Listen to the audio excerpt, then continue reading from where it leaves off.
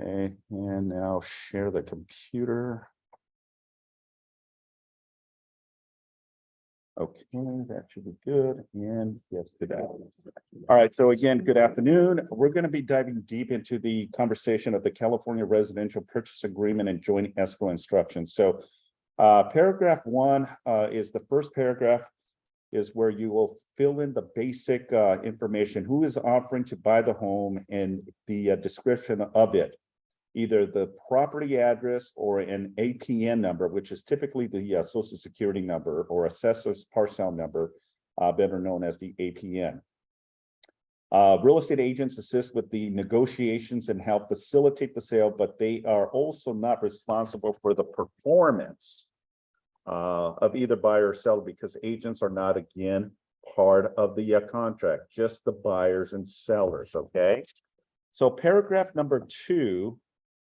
Okay, paragraph number 2 is where you'll find out what duties the agents have to buyers and sellers and who represents whom in the transactions. All agents have a duty to treat all buyers and sellers fairly, with honesty and in good faith. However, although personal financial information and motivation will keep it confidential, transactional information such as offer price and terms are not confidential and may be shared with others. A separate form is attached to the RPA to explain the duties if there is more involved in it. Okay, so agency, right, is who is representing. Seller will be the company that you'll put here, such as Keller Williams, right? Who's the agent involved with that specific real estate company, the license number, and then who do you represent? If you represent the seller or if you represent the buyer. Okay. Now, section number 3 is what we call the grid. Okay, section 3 is the grid. Over the next 2.5 pages of the purchase agreement, you'll find almost every term and trade to get negotiating in a real estate transaction. Most people are aware that the buyer and the seller will frequently diverge on the price that they will pay, but there are other terms that affect both of them as well. This does not mean that all or even most of these terms will be negotiated. Okay, so a lot of the stuff that we see on the grid, and this is what's so unique about this purchase agreement, is that all of the information here can be modified. This is where, you know, the contingency periods to reduce or remove can be done. This is where deposits, this is where expirations, okay? This is where loan information involves, and then additional finance, if any, okay?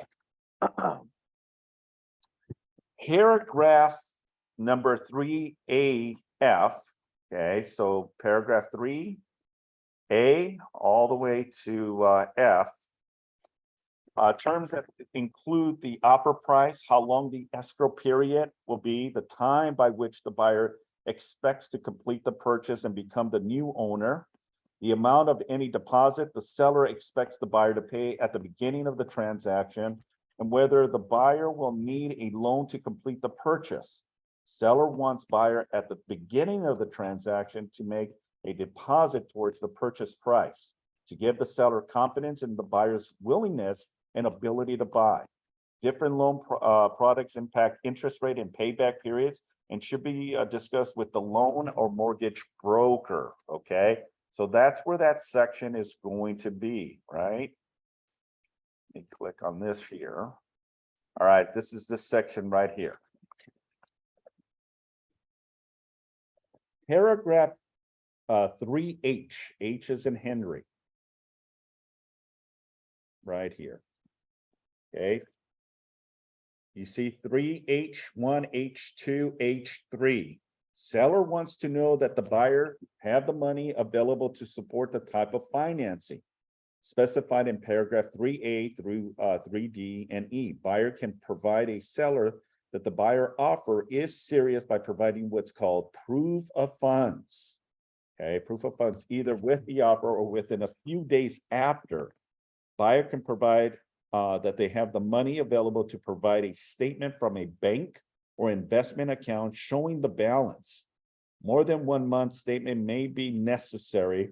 Other identifying information such as buyer's personal ID or account number may be hidden. Okay, so when representing a client in the submission of an offer, right? Well, how do we verify this information? Well, it's already reset to 3 days, right? You can modify it from 3 days to 2 days to 1 day, or you can extend it from 3 days to 4 days or 5 days. It allows you the opportunity to modify those terms. Okay. Paragraph 3L as in Lincoln. Okay, this is where it gets a little fun and exciting. These are the contingencies in place. A contingency provides legal excuse to cancel a contract, and even if it does not happen or a buyer disapproves of some items. The most common contingencies are for the buyer to obtain a loan and conduct an inspection. That there are 6 other contingencies listed here. If a buyer needs a loan, the lender will want to make sure that the buyer can make the monthly payments and that the property is worth the purchase price. And more importantly, may impose any other conditions, such as certain repairs get made or insurance being done. The buyer can no longer use the lender disapproval as a legal excuse to cancel. An appraisal is a third-party evaluation of the value of the property. The appraisal contingency is related to an independent of a loan contingency and can exist even if the buyer is not getting a loan, meaning that a buyer can go in with a cash deal and still require to get an appraisal. Okay, because even as a cash deal, there's no finance involved. Doesn't necessarily mean that you have to waive your appraisal contingency. You can still hold on to an appraisal contingency because no one wants to pay overprice, right, for a home, right? This is why we get an independent evaluation of the home, and this is why we hire a independent appraisal to do the work. An investigation contingency gives the buyer the right to not only inspect the physical property, but also the neighbor and the surrounding areas, the neighborhood and the surrounding areas, and legal rights such as permits, government approvals. A buyer can cancel if the buyer does not approve of any of these things, but only during the time specified. So once the contingency is lifted, right? If you look at the form, it's 17 days to release this. So meaning if the buyer and the seller agree to 17 days on contingencies, that allows the buyer 17 days to do their due diligence, inspections of the property, and ultimately make a decision to move forward or to cancel the escrow.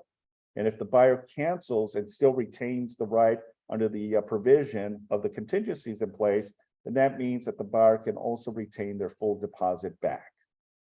It's once the buyer releases all contingency, any and all contingency, is where the buyer may be in jeopardy or in risk of losing or forfeiting their deposit.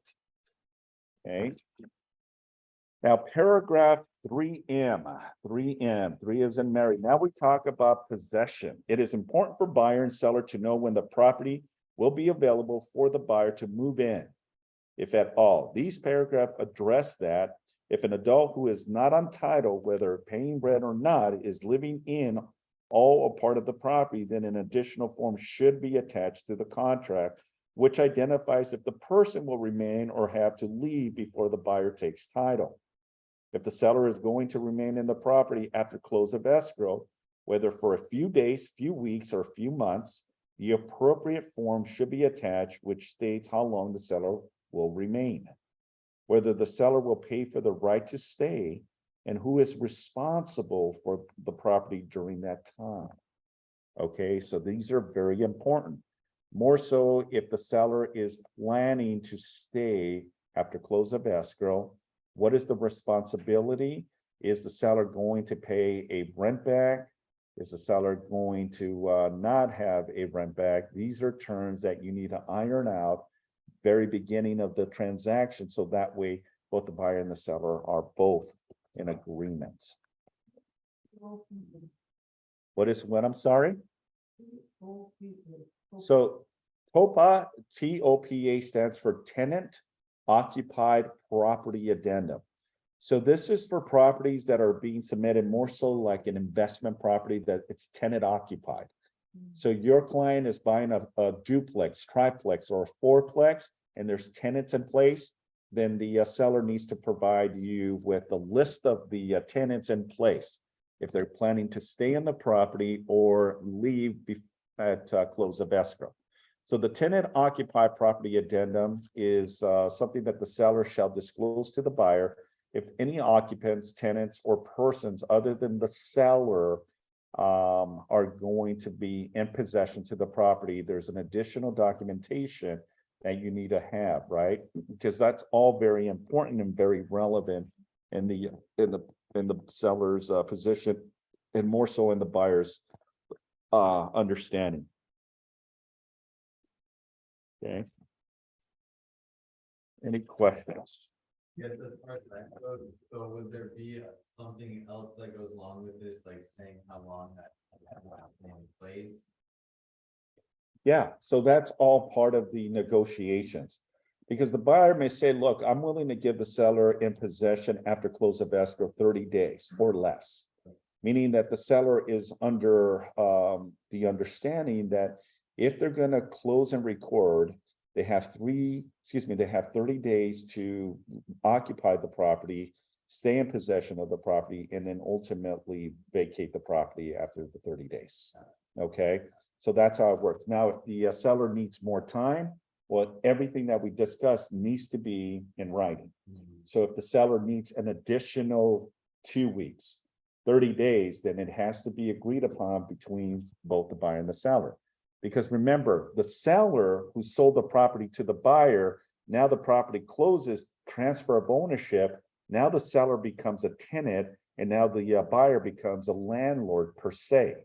But who owns the property? Well, the new buyer owns the property now. Does that make sense? Okay, so I want to be very crystal clear in how all that works when it comes to these type of agreements, when it comes to seller in possession or tenant in possession. Okay. All right, so that was in. All right, so now we're going to go into paragraph 3P as in Paul, documentations and fees and compliance.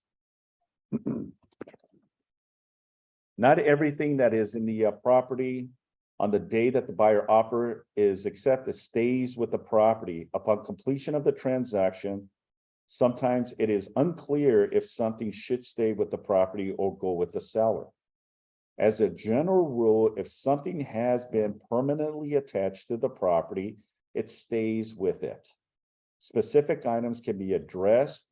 Here's ways to avoid any confusion.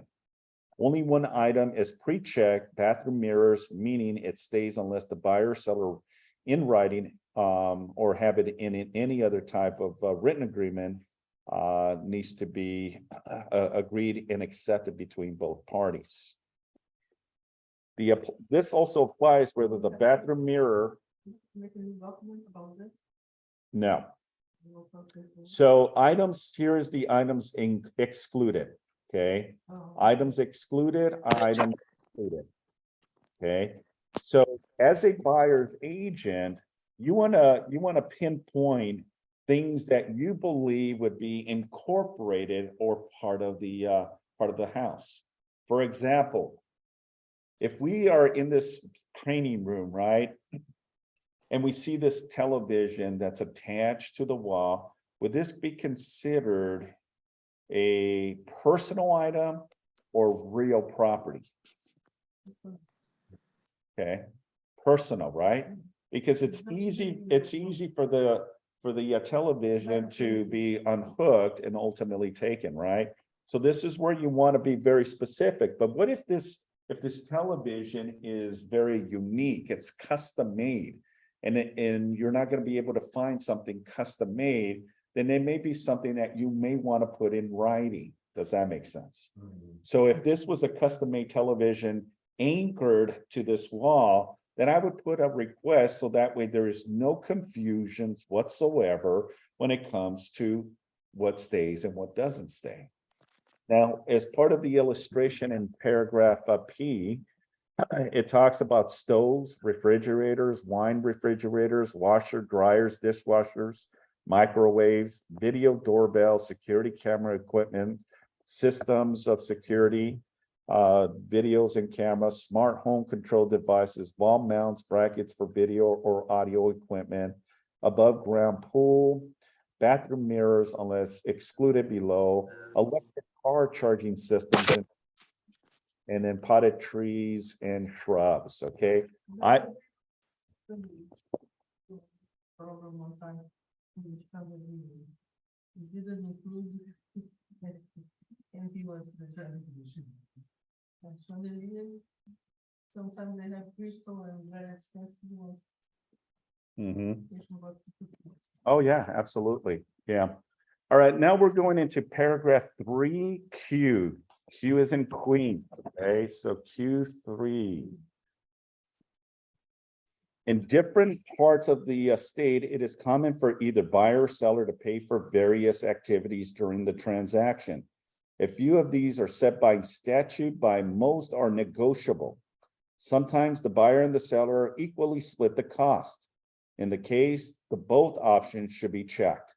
Government mandated or in place to protect the safety of the property and occupants such as water heaters, bracings to avoid gas explosions in the event of an earthquake. Some smoke alarms to minimize the risk of fires, carbon monoxide detectors to prevent the dangers to humans' life of human life of this, but potentially deadly gases. Certain fees will apply to almost every transaction, such as title and escrow fees and county and city taxes. But others may not. Such a fee associated with property is in a common interest development like a condominium. The last item, a home warranty plan can cover the cost of repairs or replace many appliances and systems such as heating and plumbing. They may break after the buyer takes possession. Buyer gets to pick the home warranty company and the type of coverage included, sometimes extra like a pool or a spa coverage. If the price exceeds what the seller agrees to pay, in this paragraph, buyer agrees to pay the difference. So that's again going back to the warranty. Okay. So Q 1, 2, 3, 4, 5, 6, 7, 8, 9, 10, all the way to Q 18, illustrate who is responsible to pay, right? Natural hazard, NHD. Typically, it's the seller that pays. You can ask for an environmental, and then you can also ask who the provider is. Okay. I encourage you when filling out these purchase agreement, ask to include your personal favorite. You know, it already has a drop-down menu of certain home NHD companies, such as First America, Snap NHD, or My NHD, right? You can put it there, or leave it blank, or put seller's choice of service. Okay. Any questions regarding Q 1 through 18? It's pretty self-explanatory. Smoke detectors, usually the responsibility of the seller.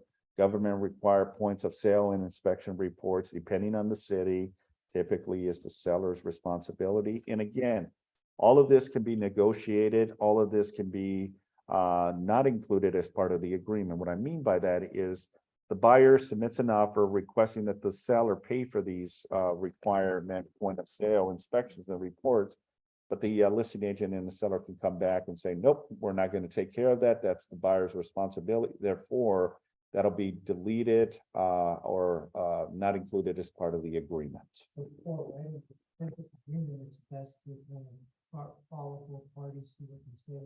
That's right. Absolutely, 100%. Escrow fees. I like how they did this, each to pay their own. Okay, because there's certain fees that buyer pays and certain fees that the seller pays. In the past, agents used to put 50-50. The problem with that is mostly buyers incur more fees than the seller most of the time. So it wouldn't be fair that if it's, $500 more that the buyer pays, that it should be 50-50 for the for the seller to pay. So this is why they changed it and now says who's going to pay for what, and each to pay their own independent fees. And the same thing, who's going to be the escrow company, you can just put seller's choice of service. And that also goes with owner title insurance. Typically the seller pays, and then you can also include seller's choice, or you could just gamble and hope that the seller agrees to the service providers. I saw something from Robert here. I'm sorry, let me see what it says. Robert says, landlord has been replaced with housing provider on the lease forms. Well, it's no different than master bedroom has been changed to primary bedroom. Okay, so there's a lot of changes, and all I'm going to tell you is there's going to be more changes as we chuck away through the year. We just had the 2023 June's revisions and updated zip forms. In December of this year, we're also going to see some new updates and revisions to the zip forms and contracts as well. Okay. Thank you, Robert, for sharing. All right, so next one is paragraph 3R as in Robert. Anything that's not covered in the contract can be added here, or is you can also include an addendum. So other terms is a very unique part of the process. This is where you can ask for additional type of agreements, right? And it can be anything that is not already incorporated as part of the purchase agreement. Okay.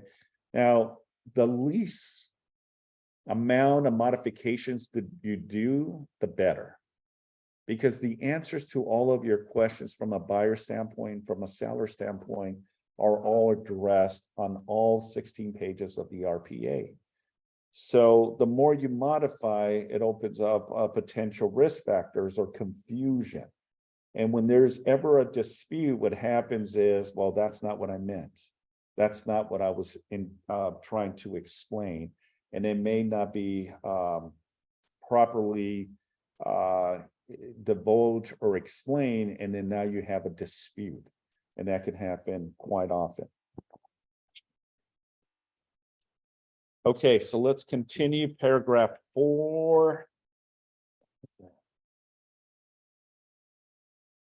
So paragraph 4 talks about the addendums become part of the contract when they sign by all parties. It is often changes something in or adds something to the RPA as an advisory containing recommendations and advice for which to be read or considered. For the sale of some types of properties, such as mobile homes or properties held in probate, almost all of the terms are the same as the RPA. So only the different paragraphs set out by the addendum, adding the TOPA form as addressing the occupancy by someone other than the seller. Okay, so this section, which is 4ABC, illustrates what are you including. Okay, is there a tenant in possession that we need to check? Once you click on it, it automatically uploads the TOPA form. Okay, if this is a probate, if this is a manufactured home, if this is a mixed use property, if you're adding an addendum, if this is a backup, septic, buyer intends to do a 1031 exchange, right? If it's a short sale, court confirmation, it gives you all of the parameters in place. Section C as in Charles, buyer and seller's advisory. All advisors below are provided for reference purposes only, or are not intended to be incorporated into these agreements. All right, so all of them are already defaulted, such as the buyer investigation advisory, that's already attached. The wire fraud advisory, that's already attached. The fair housing and discrimination advisory, it's already attached. And the Consumer Privacy Act advisory is already attached. Any additional forms that you need to include, which a lot of them are seller disclosures, then you do not need to. But if you are representing a for sale by owner and you are taking full responsibility of all the paperwork, you're going to probably include some of these disclosures, such as wildfire disaster advisory, a statewide buyer and seller advisory, and so on and so forth. What is this California Consumer Privacy Act advisory? What is that? I'm sorry, which one? The rest of California Consumer Privacy Act advisory. CCPA?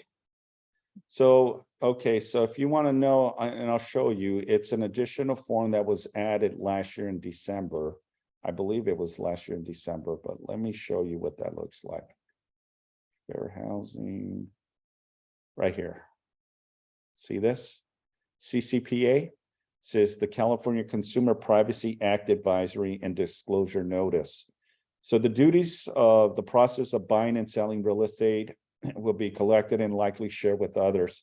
And it goes into, once you put it on the multiple listing service, it's a disclosure to the seller that once it goes into the MLS, it's somewhere in the space. So what it is, it's a disclaimer that, businesses, third-party companies may gather that information, and you may get information such as marketing materials. They may have a lot of your information. What this is basically a disclaimer saying that, under the CCPA, that, most and not all of your stuff is not confidential. Sometimes, sensitive information such as photos, may be part of it. And if it's not the listing agent removing it, then there is a potential that those photos will be there for a very, very long time.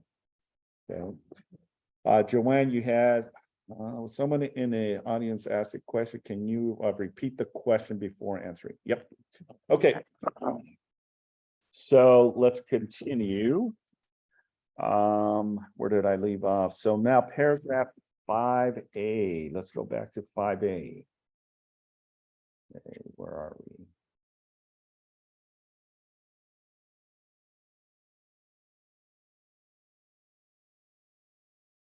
we? Ooh, got me dizzy. All right, so 5A. So paragraph 5A, 5B, 5C go into most sellers want to know that the buyer is committed to the purchase. The more money a buyer puts into escrow at the beginning of the transaction, the more confident that the seller can be that the buyer will perform. Many buyers, however, have limited funds. They should be prepared to emphasize other reasons why the seller should have confidence in the buyer's financial ability to buy. Okay. Paragraph 5B, all cash offers. A buyer who promises to pay all cash for the transaction needs to be prepared to provide the seller that the buyer has the funds available to close without getting a traditional loan. Meaning that if you get an offer that is a cash deal, how do you reference, how do you verify, and ultimately know that the buyer has the means to pay an $850,000 cash deal? When you ask for proof of funds, okay? If an all cash offer is specified in paragraph 3A of the RPA, then there is no typical loan is needed to purchase the property. This agreement is not contingent on buyer obtaining a loan, okay? So I want to stress the fact that if a buyer goes with the intent of all cash, that's their intent, okay? A cash deal is not considered hard money loan. If the buyer is going, or the buyer is an investor, okay, then it's not necessarily cash when they put cash, if their intention is to get a traditional loan or a hard money loan, meaning a different style of getting finance. Okay, so I want to be crystal clear in how that works. Paragraph C is in Charles. Okay, paragraph C is in Charles. Now we're talking about the loan itself. Okay, so seller and their agents have the right to contact the buyer's lender to check on the buyer's loan progress. The seller is not entitled to know the buyer's personal information, but does have the right to know if the lender is experiencing problems with the buyer pursuing the loan. If the buyer has turned in all required paperwork, if the lender has ordered any appraisals, or has set the buyer's loan approval application for final approval. That's what paragraph C is in Charles illustrates here. Okay. D and E, balance of purchase price, down payment. It's pretty self-explanatory. Now let's dive into the additional finance terms, section 6A. Section 6A talks about buyer needs to provide to seller that they have the money for the difference between the down payment and the initial deposit made at the beginning of the transaction. The money does not have to be in cash, but can be in a bank, brokerage account, or even a retirement account. Money held in a foreign bank may not be easily transferable, so it is preferable for the proof of funds to come from a U.S. bank. Okay. So verification of down payment and closing costs as illustrated here, that's what it talks about. So 6A and 6B is basically the two contingents on here, verification of loan application. Buyer shall deliver to seller within time specify a letter for buyer's lender or loan brokers stating that based on the review of the buyer's written application credit report, buyer is pre-qualified or pre-approved for a loan. Okay. Section 6, as in C, 6C as in Charles, buyer stating finance. In a competitive market, the seller may have to choose among competing buyers who are making offers for the seller's property. The purchase price is an important consideration for the seller, of course, but other terms are important as well because they may make the seller feel confident in the buyer's ability to perform. When the buyer states that the amount of the down payment or the type of loan that the buyer intends to use to purchase the property, that is, it is promised. The buyer is obligated to pursue the loan specified in the contract, even if the buyer whose offer was accepted decides to also try to finance the property another way. It may seem that the buyer who promised one thing in the offer may attempt to purchase the property in another way. By doing so of this is trying to trick the seller. The best way for a seller to minimize that risk of happening is to review the documents that the buyer provided, which is verifying if the buyer has the cash available to purchase the property and make the necessary down payment. So for example, okay, if the buyer is saying all cash, then we're going to believe that the seller is going to go in with an all cash deal. We verify by looking at the proof of funds, bank statements, retirement accounts, sometimes CDs, stocks and bonds, and all that stuff will be part of the disclosure to make sure that the buyer has the means to pool the money to, buy this property. Paragraph 7B, condition of the property. The seller supposed to remove all personal properties not included in the sale by the close of escrow. The buyer is entitled to a clean property without any junk left behind. The buyer can keep anything the seller leaves behind, or after first giving the seller 3 days to come and pick up the items. Dispose of the items in any way that the buyer wants. If the buyer gives the seller the notice, the buyer can charge the seller for a reasonable cost, and the buyer incurs to remove the items, such as hiring a trash removal company. So that's where it talks about on the condition of the property. And remember, it also talks about, the property being sold in its as-is condition as part of the stipulation. Okay.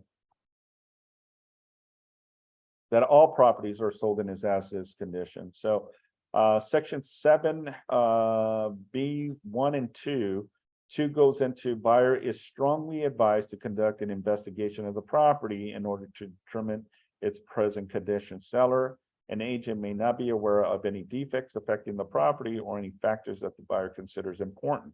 Because what may be important to the buyer may not be important to the seller. And what might not be important to the buyer may be important to the seller. Does that make sense? Did I say that correctly? So either or.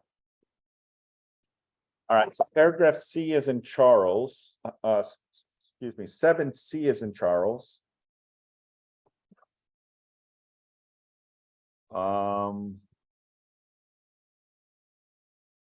7C, seller remaining in possession. Okay. Notation here. My notes kind of coincide with the RPA. If the seller is allowed to remain in the home, whether for a few days, a few weeks, or longer after the buyer purchase is completed, it is important to document the holdover by another contract.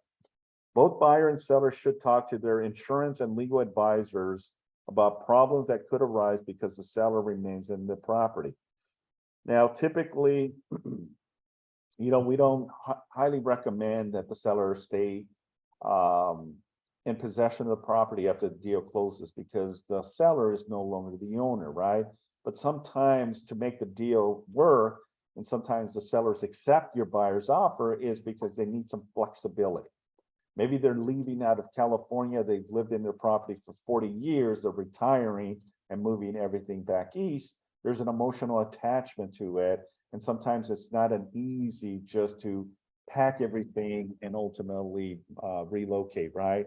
And this is where flexibility sometimes happens, where the seller is requesting from the buyer, look, I'll consider your offer, but the stipulation in place is that you need to give me 30, 40, 50 days after close of escrow to stay in possession.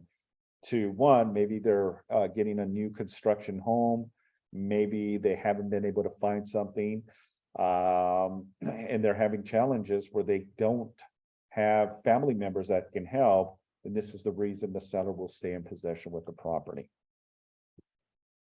Section paragraph 8, A through B, contingency and removal of contingencies. A loan contingency has two primary parts. The buyer has to qualify to make the payments to the bank, and the property has to be worth enough to justify the lender making the loan.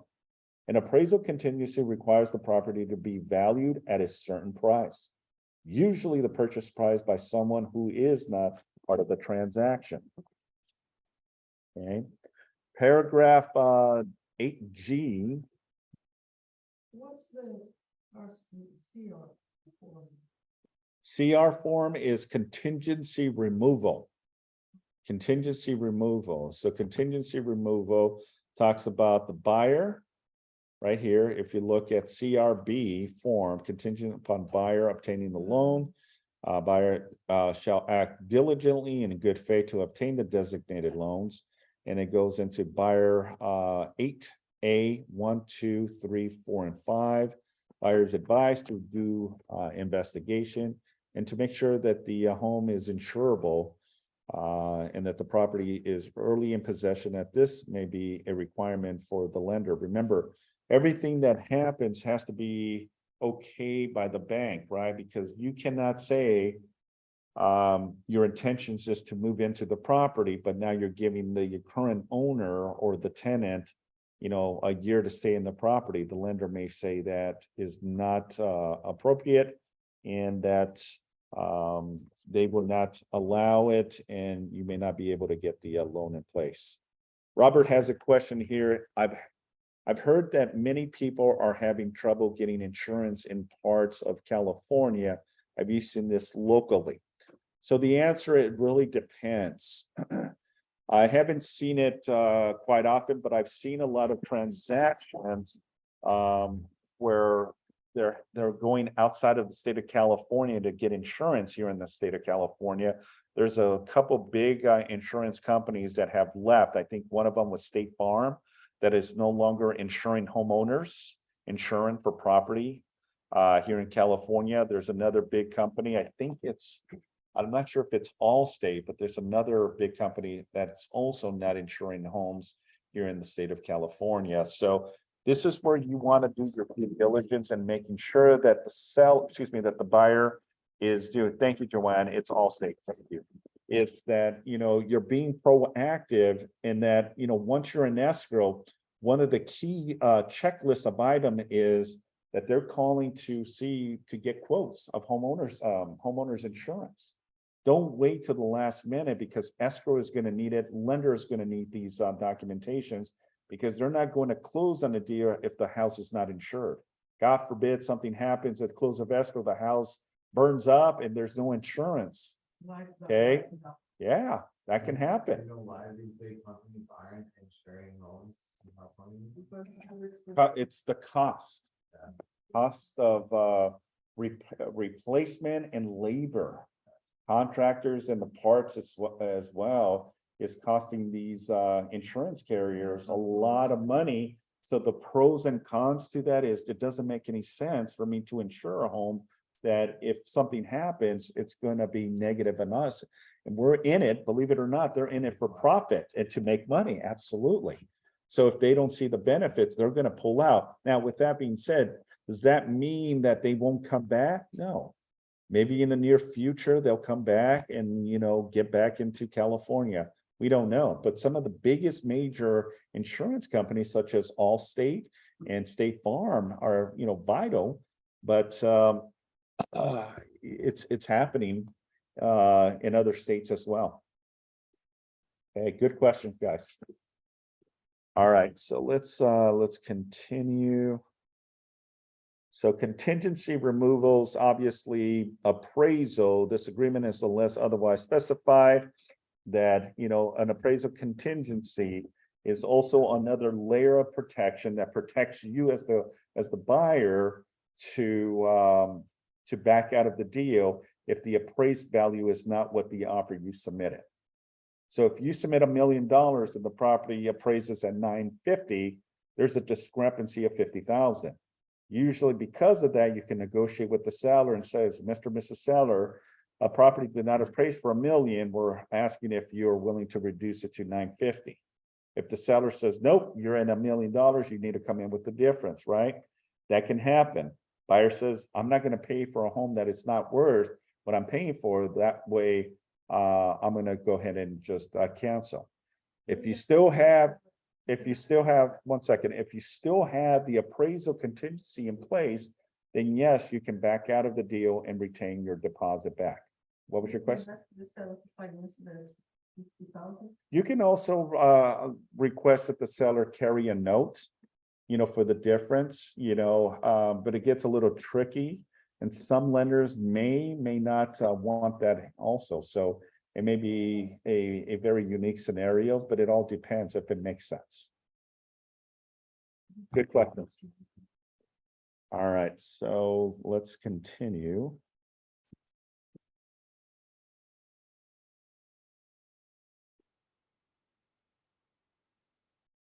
All right, did I skip J? Where's J? Okay, so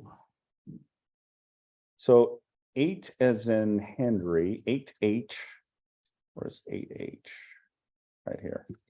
Okay, so some buyers are tempted to write an offer without any right to cancel the contract after inspection and the property, or if it's denied a loan, because so many other people are interested in the property that writing a non-contingent offer is the only way to be competitive.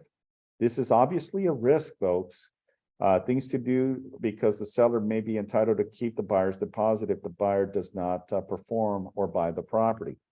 Seller will still be required to prove that the buyer has breached the contract and the money is not automatically released. Okay, so I want to be very crystal clear.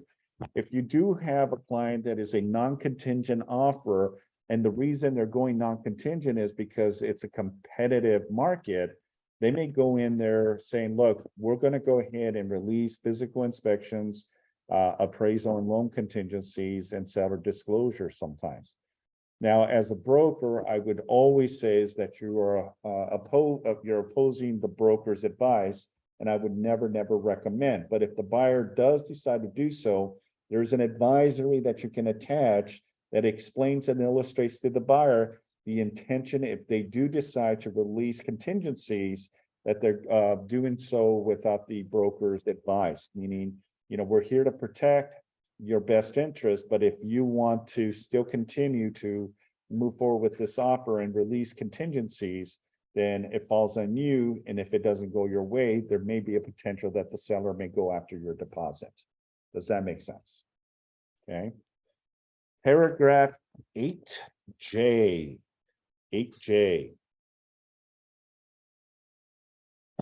So if a buyer needs to sell an existing home in order to purchase the seller's property, that should have been specified in paragraph 3L as in Lincoln 8 and a separate form attached. If buyer cannot enter into contract to sell their existing home, or the buyers will not complete the purchase, the buyer has the legal excuse to cancel the contract with the seller.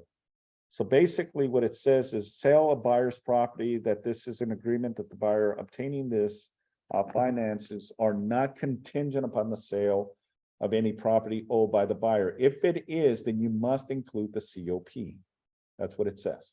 So if you have a client and they say, okay, I want to submit an offer, but I don't have the down payment. I need the proceeds of the current house that I own in order for me to be able to purchase, then we have to go as a contingent offer, meaning that the new purchase, we have to disclose that to the listing agent and the seller that they need to sell their home in order to purchase the new home. All right. And a lot of listing agents are very eerie is because if you don't price the home correctly, you may drag the uplay property for months. And that's what listing agents don't want. They want a fast deal, right? Fast closing, fast release of contingency. So that way we can close and move on. But sometimes the sellers are in no hurry and really vibe with the buyers. And they're saying, we're perfectly fine to, wait it out until the buyer sells their home, the proceeds get wired to our escrow, and then we can close concurrently to that. Absolutely, and the COP has explanations.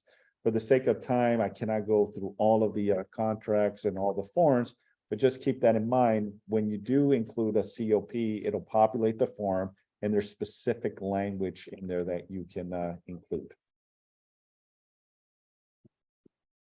All right, paragraph 9AB.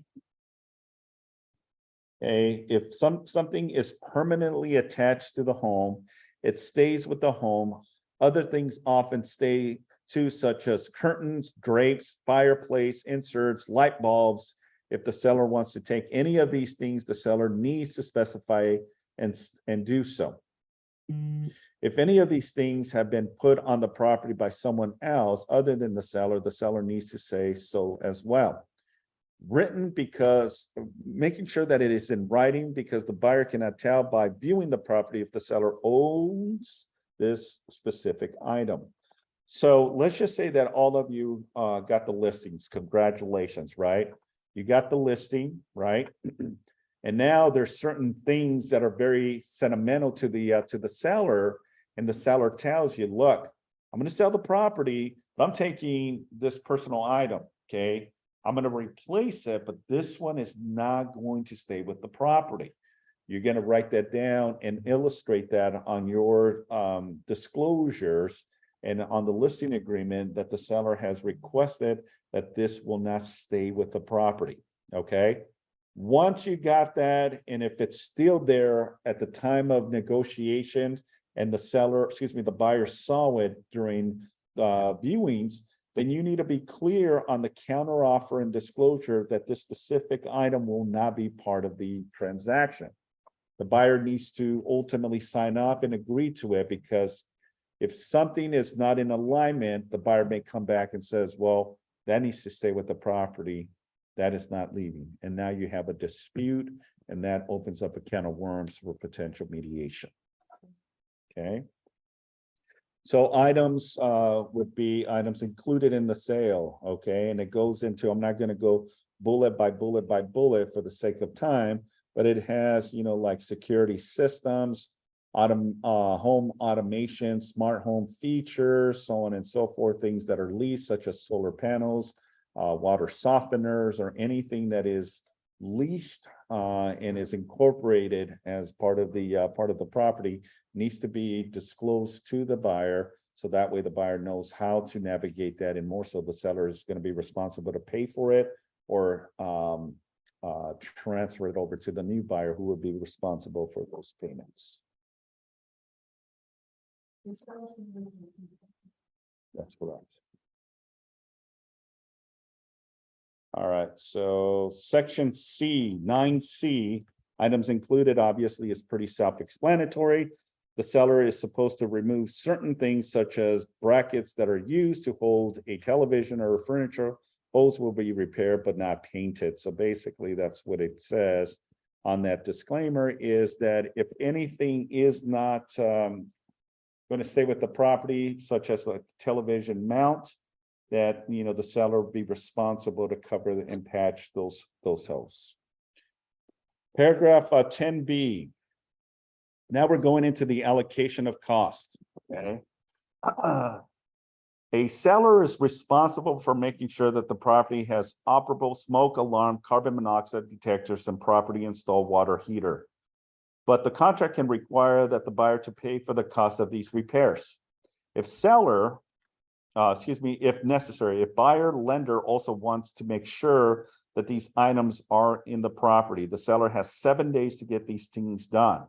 If the seller is late and the buyer's lender has to send someone out to the property to confirm that the work was done, the seller is responsible for any fees that the lender charges and the buyer for this reinspection. For example, okay, if the appraisal has to go back because the water heater wasn't scrapped, there was not a earthquake shut-off valve, for example, and that was something that the lender put as a condition. All right, and now we have to get the person out there to confirm that these items were taken care of. Then we can definitely argue the fact that because of these items not being taken care of in a timely manner, then, you know, the responsibility falls on the seller. Paragraph 10C, home warranty, pretty self-explanatory. The buyer gets to choose the home warranty coverage. This is a contract where a separate company will pay to repair certain items like dishwasher or air conditioner units if they break after the buyer takes title. Having a home warranty helps the buyer avoid unexpected expensive costs for the purchase once it's completed. If the buyer's initial decision having a home warranty is not necessary, but later wants one, the buyer can purchase one or try to convince the seller to pay for one. The seller is under no obligation to purchase a home warranty plan for the buyer, okay? Because all properties are sold in as-is condition. So that's what it really talks about on section C1 and C2. The buyer waives the purchase of a home warranty, and in paragraph 3Q18, buyer may still purchase a home warranty plan at buyer's expense prior to close of escrow. So just because the seller says no, doesn't necessarily mean that the buyer cannot pay for a 1-year home warranty. Okay. Any questions?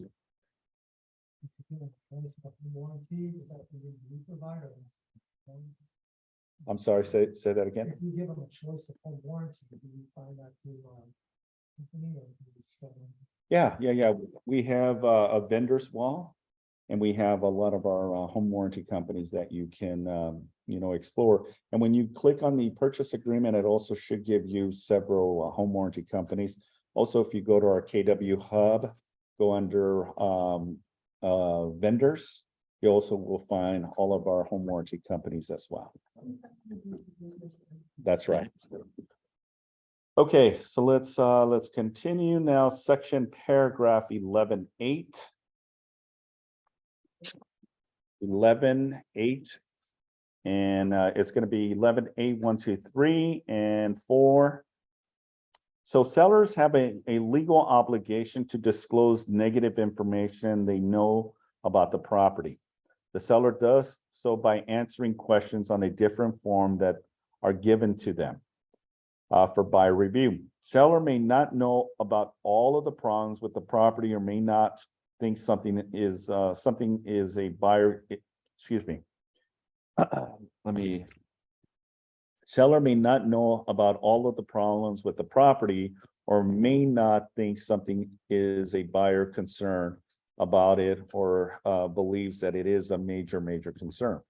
For example, the seller may have climbed into the roof to discover a crack in one of the tiles or have crawled under the house to discover a plumbing leak. The seller is only required to disclose what the seller knows. Buyers should conduct their own investigation and not rely solely on the seller's disclosure for that reason. If the seller provides these disclosures after the buyer signs the offer, then the buyer will have a limited number of days to cancel the contract. So for example, folks, paragraph 11A, I'm sorry.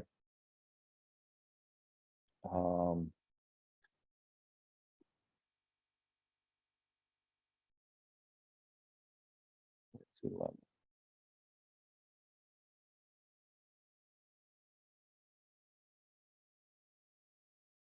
Okay, so right here where it says TDS, NHD, statutory and supplemental disclosures. It goes into, all of the disclosures such as the TDS, the NHD, the ESD, the PSQ, the FHDS form, the Abbott. It goes into so many different type of disclosures that the seller has to provide. With that being said, we cannot always just rely on seller disclosure. This is why the buyer needs to conduct their own independent inspections, such as general home inspection, plumbing inspector, roof inspection, electrical inspection, whatever the buyer feels compelled to do so, because then that gives the buyer a good understanding of the condition of the property. For example, buying a used car as part of the process, right? You're gonna want to check the engine.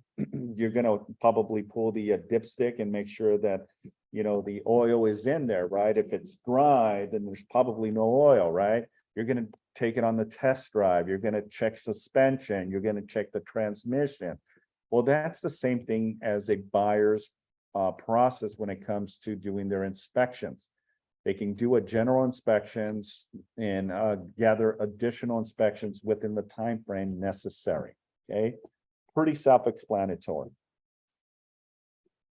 All right, paragraph 11B goes into homes that have been painted that were used prior to 1978 contain possible lead, which can cause injury or illness if swallowed. Because young children have been known to eat peeling paint, sellers have an obligation to disclose if they are aware if the home contains lead-based paint. Now, here's my thought on this. If the home was built 78 or older, then it's an automatic, you need to disclose that as possible, right? We don't know. Because in 1978, which is 45 years ago, during that time and now, the homeowner might have done renovations, remove the old drywalls and remove the old paint and put new drywall. But because the home is 1978, I would still stress the fact to use that as part of the disclosure. It is part of your SPQ and other forms in there that already illustrate. So it's not something that you have to necessarily stress over saying, oh, I don't know if it is. Well, you can do a property profile. You'll know the year built of the home. And immediately, if it's 1978 or older, then it's part of the disclosures. Okay, so section paragraph 11C through D talks about wildfires seem to happen every year in California. So sellers in certain fire-prone areas must disclose if the home itself has weakness that make it easier to catch fire. This obligation only applies if the property was built prior to January 1st, 2010. As a building standard change starting that make it less likely that the home will be vulnerable to catching fire. Seller in fire-prone areas also must disclose if the area around the home has brushes or trees. And any other pertinent avenues that may harm the property. Buyer and sellers must agree who will be bringing the property to compliance with state or applicable local law. A separate form will be provided that is issued to make the necessary disclosures. Okay, so we're gonna stop here because we have another event at 4 o'clock. So this is where we'll stop. If you have any additional questions, by all means, please reach out and let us know, okay? I appreciate you all, and I have my reference here where we'll start off on our next contract class. Thanks, everyone. I just want to say thanks again for talking to my buyer the other day. I know he wasn't, let's use one to explain that stuff too, so. Oh, yeah, no worries, no worries. I'm here to help.